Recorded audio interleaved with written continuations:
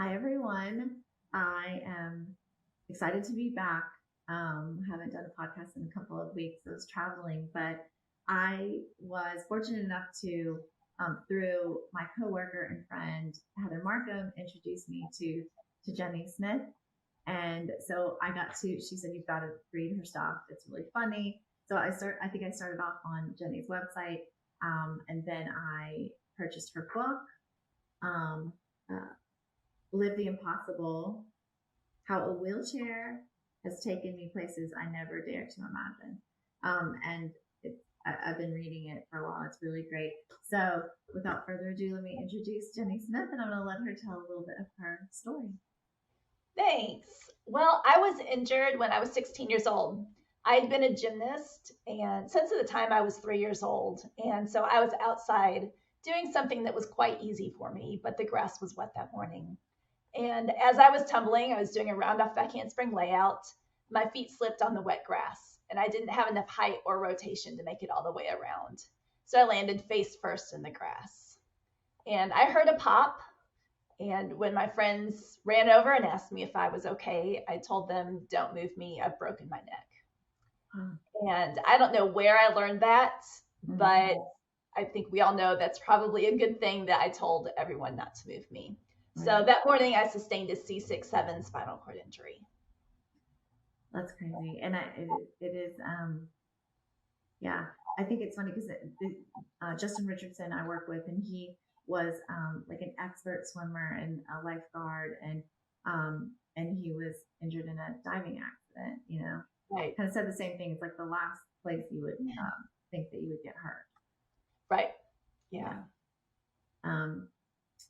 So the book, as I read it, what resonated with me, there were some things that when you explained sort of first being at the hospital and then your early days of rehab and then getting home and that, I felt like, gosh, this is exactly what I thought. I mean, some of it would have been like almost word for word things that I would have said, which made me think that for many of our experiences, that there are some that are very, very similar. And then at the same time, as we always say, everyone's injury is completely different. And then, then some of our experiences are also very different. I think my faith was really important to me too, and really helped me get through that whole trauma. And then I also was fortunate, like you, to have really good family support. So, and I think that's so important. I think that support is one of the most important aspects during and after a spinal cord injury, is that support from family and friends. Yeah. And I think that we were injured back when I was shot in an armed robbery in 1987. What year was your injury? 89. So we were injured in the good old days. Yes. Yeah. I mean, it seems like ancient history now, right? Like so, in 3 days, it will be my 34th anniversary of my spinal cord injury. So we didn't have, like you even said, we didn't have the internet. Right. Yeah. There was no social media to go to for information. And for me, I didn't have any information. The only person I had met with a spinal cord injury was when I was at rehab. And I was the only person with a spinal cord injury in rehab. But someone with a spinal cord injury, very similar level as me, came in and she showed me how to put on my mascara. And that was a game changer for me. Maybe I still wasn't going to be able to get dressed or transfer by myself at that time. But the fact that I could put on mascara for a 16-year-old girly girl, that was pretty big. So that lack of connection with other people with spinal cord injuries was pretty impactful. Yeah, and because we're in the minority, being female and having spinal cord injury, and it's still Spinal Cord Injury Awareness Month. So it is. Yeah. I was the only. There were other spinal cord injuries there, but I was the only female, and I was a 19-year-old, barely 19-year-old female. I remember they called me the homecoming queen. Mainly only just because I was the only girl, and a girly girl at that, right? And I mean, there is a huge difference, and one thing have always said was being a paraplegic, having use of my upper body is huge, right? I mean, in independent, you still struggle because you're weak, and transfers were exceedingly difficult. I remember trying to get my chair in a car the first time.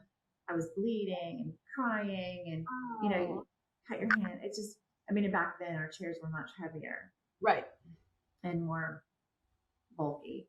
Yeah. But as I did, with you not having full use of your hands, and reading about how when they put those like braces on your hands, and for you to be able to hold a pen and to write. And one thing we do have in common, I mean, you are relentless and extremely independent. So you were willing to just stubbornly so, and I think that's actually a benefit. Yeah. Because I think when you said when they were letting you, I mean, maybe after you were discharged, you were pushing a manual chair. I was pushing a manual chair. That was, once again, back in the days where you didn't automatically get a power chair. And I fought that for 3 years. I refused to use a power chair. And it wasn't until I started driving that I saw that was really going to be beneficial. Now you could I would definitely be able to get away with power assist. And I have one, but I'm just accustomed to using a power chair at this point. So although I still use my manual chair for some things, but yeah, I stayed in the manual chair for a long time. And so just as a C6-7, just trying to get that mobility, that strength built up, the stamina to be able to push, how sidewalks are never flat. They always tilt to one side. And so, on my weak side, trying to push harder than my other side, and all those things that you have to learn. It's a struggle, even, for me as a pair with full function of my upper body. Like, you can only push for so long on a sidewalk that's like tilted one way or the other. I mean, one of your arm's going to wear out. And, back then it was a use it or lose it attitude. It wasn't now. They talk about conserve, preserve, and understanding that your doctor told you very early on that your arms weren't meant to be. Your shoulders weren't made for walking. Made for walking, right? Which you didn't hear many physical therapists or occupational therapists say that back then. They looked at it as a form of exercise, which it is to a degree. But then we also realize now that as people with paralysis live, full lifespan, our life expectancy has increased. We're going to harm our shoulders and wear them out. So. I think there's another benefit to using a power or a manual chair, for especially quote back then, and that was because the ADA wasn't passed until 1991, and so the lack of access, even at restaurants, was still rather large. And so if I was able to be in my manual chair, friends could bump me up very easily in my manual chair. And that's still to this day a benefit of a manual chair over a power chair. That's true. Yeah. And I mean, so I felt like, I got bumped up many, many steps, and took a trip to Europe like a year and a half after I got shot, and literally groups of guys would walk by and just pick me either up with the chair or separately, and just up a flight of steps. And then if you're in friends' houses, like in Louisiana, we don't have basements. Things are pretty flat. The architecture is more feasible but a manual chair might fit through a bathroom door, whereas a lot of times a power chair won't. Okay. Yeah. Architecture here in Kentucky, there are steps to every single home. Really? Yeah. As I travel, it's impossible to find a house that is barrier free. Did you have to build something? Yes. So my parents built a ramp up, had the house renovated quite a bit. And that was with the help of the community, which was incredible because so many people don't have that. And when I purchased and built a condo, I did it from the beginning. So it hadn't been built yet. And that was just so, and there were very few options, even with condos that didn't have steps. Wow. And so, but I was able to find a place with no steps and then adjust the kitchen and the bathroom to work for me. Yeah, my first house when I got married and the kids were little or weren't born yet actually, but it was a flat house and it was a very small step up to get in and we sloped that. But then we looked and looked for another house as the family grew, and then we ended up having to build this house. And right, they're all gone now, and I'm here by myself. But it's I can't. I'd have to build another one. I mean, it's just although the architecture is fairly flat and we don't have basements. I mean, there's a lot of 2-story houses. Don't get me wrong, but most of the time, all the main living area is on the first level. But it's weird how I don't really understand. Because the steps aren't necessary to get to a front door. Exactly. Right. Well, there was a new construction going in right behind where I live.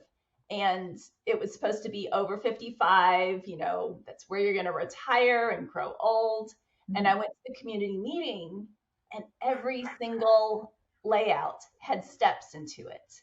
And so I finally asked the builders, I'm like, if this is for 55 and older, where they're going to be retiring and living out the rest of their life, why is there no universal design or at least visibility where there's one barrier-free entrance?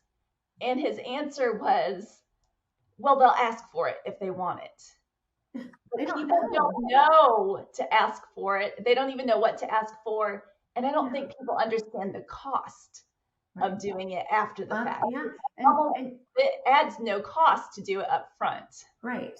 And it's, for, even when in the house that was fairly flat with a very small step up, when you slope the foundation and then you slope the entrances, when I carry children on my lap or groceries on my lap, you can't, like, if even with a small slope, you have to, for a pair, you have to bend way forward to get up the slope, and you can't bend forward if you're carrying anything on your lap. Absolutely. Yeah. They don't, and that brings you to another point. I went to Ability 360 in Scottsdale this last week, and it's this amazing facility that's a nonprofit. All nonprofits in the state that are disability related are housed in there, and then they have this huge workout facility. Well, all the different kinds of weight benches literally have like a pin, so that the enabled-bodied person can use the seat, or you pull the pin out and then you just slide the seat to the side, and a wheelchair user can access the machine. It cannot cost almost anything much more to do that. And I don't, it begs the question, like, why not just make all machines like that? Right. Yeah. So the other thing, as I was reading, we are members of a sisterhood called Miss Wheelchair America, which is, and as I read that too, it's funny because it's, I've had to explain a million times, it's completely based on advocacy. It's not a beauty contest. And you don't, I'm not kidding, like almost all the time when I talk about it, I'm like, and you don't have to have any talent, and that's good. And there's no bathing suit contest. Yeah, that's what you said. Yeah, that's right. That's what you said. I was like, yep. So very happy about that too. So tell me a little bit about your experience with Miss Wheelchair. Yeah, so I got involved with the Kentucky pageant after a friend had won the national pageant. And she was one of the few people that I had known with a spinal cord injury. And she came back after winning the national pageant and said, Jenny, I think you should do this. And I was like, oh no, I could never speak on the behalf of people with disabilities. And I was 9 years post-injury, but I was still such a newbie because I hadn't been around very many people with disabilities. Mm-hmm. And I still kind of had that I'm not one of them mentality. Mm-hmm. And that came out of from ignorance rather than discrimination or anything. 9 years in, I was the same at 9 years in. Yeah. Or more. Yeah. Right. And so with a lot of positive peer pressure, I ended up participating in the state pageant, and I got to go to the national pageant. And it was at the national pageant that I met 26 other women with disabilities. And I learned so much. So I didn't know a quad could actually live independently. I was still living at my parents', completely dependent for all of my personal care. And I met Leslie, who was a low-level quad, and she was independent in her bladder and bowel program and dressing, and she was married. And Wow. so as a newbie, it was just like, oh, wow, this is really cool. But it was the first time I was able to talk about bladder and bowel and personal care and not feel ashamed of those issues. Yeah. That is, that didn't, so what year was that you went to nationals? 98. Okay.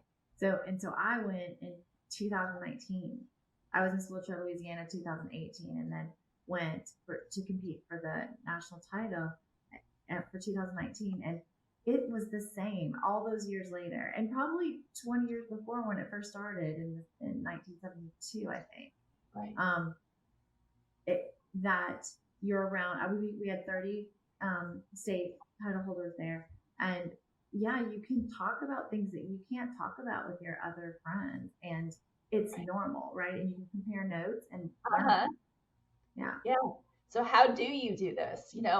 How do you do the whole program by yourself? I had no context for that or for getting dressed. And it was just seeing people's attitudes and confidence. I think that was another thing of being able to see women who are confident and disabled.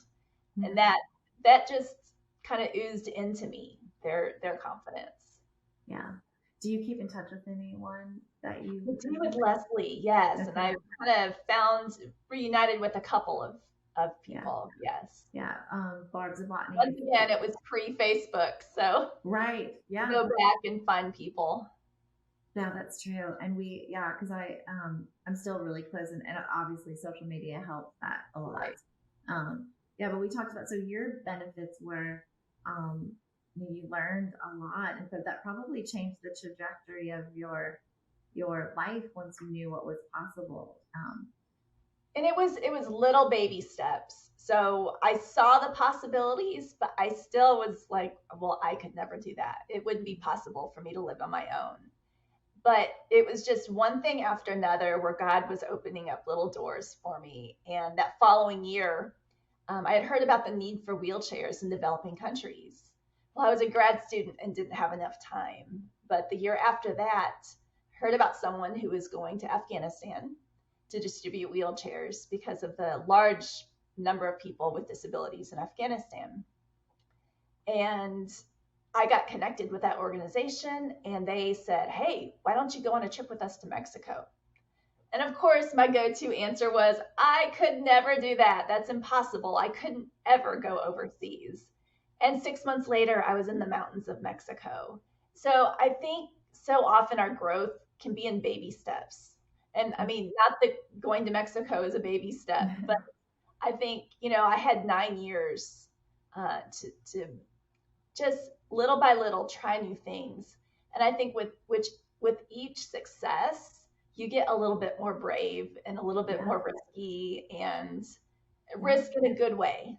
Not in a negative way, but willing to take a risk, something that's outside of your comfort zone. And I think that's the only way I've been able to do what I've been able to do is by being willing to take a risk. Yeah, that's true. Yeah, I think with each, the things that I got to do as Miss Wheelchair America, traveling around, and some of them were sports related. And I've been raising kids for 20 something years. And so there was no extra time. There was no extra money for me to go do those things. I mean, I was like just running kids to Sunday school and after school activities, football and dancing, whatever. And, cooking dinner, doing laundry. There was no time. But, after, I started snow skiing, and I had water skiing and tried sled hockey. I jumped out of an airplane in May, like things that I didn't think were possible. Right. And I didn't think I was brave enough, but push yourself outside your comfort zone, and then it takes you some crazy and amazing places. Right. Well, and that's the title of my book is Live the Impossible, how a wheelchair has taken me places I never dared to imagine. And I really think that had my injury not occurred, I wouldn't have had all of these opportunities. I would have never been to Afghanistan. I would have never participated at Miss Wheelchair America. I would have never gotten to walk or roll the catwalk in New York City. And so there's so many opportunities because I use a wheelchair. And I think sometimes we have to be able to look back and say, okay, look at what I've been able to do, not what was taken away. Right. Yeah. I can't remember what year it shifted for me from like, it's been 3 years since I haven't walked. I had 4 years since I haven't walked. Like that's how I looked at it. And then at some point it shifted to, wow, like I almost died on September 19th, 1987. And I was given a second chance at life, and look what life has brought me. And then it has for many, many years now been a date of celebration to celebrate like the second chance at life. I agree. And like my life was never endangered, but what I like to do on my injury is to celebrate the people around me, to celebrate my family and my friends who have supported me. So I make it a day of celebration, not of my injury, right, but of the people who have been there to get me to where I'm at today. Right. Yeah. And so I had the experience. Most of my friends stuck around. I had a few people that got, I wouldn't say they were really maybe close friends at the time, but they were so uncomfortable that I would see them on campus when I got back to LSU, and they probably didn't know that I saw them, but I would see them from a distance, and they would like, go in an opposite direction to not have to like run into me, which is like breaks your heart. Well, and after getting to have a conversation with my best friend at the time of my injury, I think it's important to know that, other people who are around us, they don't know what to say, and it does make them uncomfortable. And they've also experienced trauma, especially if they were there at the time of the injury. Right. And, I hear a lot of people say, well, my friends just left me. I'm like, well, what's their side of the story? Have you actually gotten to talk with them? And being able to have that conversation with my best friend was really, really important, I think. And for her to understand, wow, everything that was happening in her life as a result of my injury. Yeah. I mean, and these are all at the time, these were also kids, at the time, Exactly. Yeah. And, I wrote a blog about how my injury affected my best friend. And when I posted it on social media, many of the parents were even saying, Jenny, we're so sorry. We didn't know what to say. Right. And so these were the parents of my friends. And so it's not just, it's hard. Yeah, it is hard. Yeah. Yeah. I think I had shoved a lot of that down. Like I definitely focused on, because my best friends and my boyfriend and my family were amazing. So there were people that maybe that I wasn't that close to before that got closer. So there definitely was no gap in support. It was just navigating when you're already young and your self-esteem is wavering, those things probably are taken a little bit harder, but yeah. Okay. So you also, so I want to talk about what led you to write the book. And then I also next like to talk about your website and some funny articles that you have there. Yeah, so I had been writing for a medical supply company for about 2 years. And I was taking a class on improving just my writing ability. And the next class that the instructor was offering was how to write your life story. Well, I'm sure you've probably heard this 100 times as well. Oh, you need to write a book. I'm like, I will never write a book. Well, here we are. Yeah. But I think because I saw the impact of my blogs, and so just especially for new injuries or for their families, or even just for able-bodied people who do not understand everything that's involved with a spinal cord injury, just the educational aspect, I really saw the impact that my writing had. And so I just kind of felt a tap on the shoulder and heard, it's time. And I'm like, oh crap. Yeah. So started the process. Yeah. Yeah. Well, I'm so glad you did. And yeah. And for people who don't have any idea and have never been introduced to our world, I'm sure it's hugely eye-opening. And for people who have been through it, it kind of brings me back, 30, 40 years and kind of reliving some of my own experiences. So really, I had really hoped for it to be an educational tool, not just for people new to spinal cord injury or their families, but also for medical personnel, because I'm sure you've been in situations where like we're often having to be the educator to medical professionals. Mm-hmm. And because there's just so much that's not known about spinal cord injuries for most physicians. Yeah. And so I really hope that it can be used in that capacity as well, just to explain the physical, emotional, sexual, and spiritual impact of a spinal cord injury. Yeah. It is interesting because I actually just wrote a pro tip on autonomic dysreflexia and basically said, you better be well versed on it, because when you get to the ER, you may have to explain to the medical professionals what it is and why it happened, because they don't know. Once again, we become an educator as soon as we're injured. Yeah. Which like you said, like it's pushed.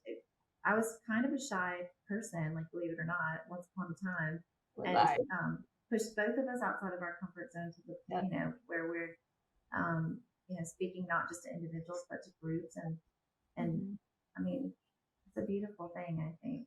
Yeah. And then tell us about your website, and then my very favorite blog. I haven't been able to read all of them, but was it job description too? Spinal cord injury survivor job description. That's right. Yeah. Okay. All right. Tell us my website. Yeah, my website is jennysmithrolls.com, and I'm still trying to post every few weeks, but life happens, and I work full time, so it's a lot to kind of juggle. But yeah, for the spinal cord injury job description, it was just, we have those days where, we're working and I'm doing this side stuff and trying to speak and have 2 or 3 doctor's appointments that I had been putting off and all came together at once. And I work a 32-hour work week. That's one way that I've been able to keep myself in good shape physically, without pressure sores, and just be able to really have enough steam at the end of the day and at the end of the week to be able to do sports and other things. And there's part of me that often feels like I'm not living up to other people's expectations, because they can work 40 and 50 hours a week, but it also doesn't take them 2 hours a day to go to the bathroom, or an hour just to get out of bed and put their pants on. And it was just a comment someone had made that just sent me over the edge. And of course, I'm not one to confront or say anything about it, because I don't really think, once again, people don't understand. But I did come home and just turn my computer on and just started typing out all of the things that we're responsible for once we have a spinal cord injury. Yeah. So not only do I work, but I'm also an employer, because I have a personal care attendant 3 days a week. So I'm a business owner. I'm an employer. I have to pay taxes on that. I have to know how to do that. I have to be an expert in urology and neurology and endocrinology for bone density. How many people have to know that much stuff and be able to explain to doctors? And navigate the whole insurance thing. You have to be an insurance specialist. You have to be able to know how to appeal things, because it's not if an appeal happens, it's when you have to appeal something. And so much time spent on the phone, just arguing with insurance companies. And so the spinal cord injury job description came out of that. It was hilarious, because when I was reading it on, and she does it in such a funny way, and I was like, wow. And I was a little impressed with myself. Like, I don't think I'd ever seen it all written out. And I'm like, now with being a para, to have the day has not come that I need a caregiver, because I'm independent with everything. But but I'm definitely, when I drop something like way under the bed, or I'm here by myself, or someone comes over and puts something on a shelf that I can't reach, or I've fallen out of my chair before. I've not felt good. I lowered myself into the tub and then had to call my kids to come over to help me get out. Man. Like, there's you, and when you lay it all out, and where you think about just the normal things that people have to do, like taking care of your household, working full time, doing dishes, doing laundry, all of those things, and then you add everything that then is required for having a spinal cord injury, and then when you talk about being quadriplegic versus paraplegic, then you add a whole host of other things. And it's honestly amazing that I don't know, when you look at it on paper like that, it's like, it's kind of surprised we get anything done. Exactly. Yeah. Wow. So I guess tell us a little bit about your full-time job, and then like what you aspire to do next. We were talking a little bit about if COVID ever ends, what your plans are. So. Right. Yeah. So my full-time job is working with a nonprofit organization, and I stay in touch. We have about 300 workers who live overseas, and I stay in touch with our workers as they're learning a new language and learning a new culture. And it's actually, if you look at it, they're having to learn a whole new life, just sort of like we had to do after an injury. Yeah. They've lost their identity that they had here in the States. Yeah. They're having to learn everything from scratch.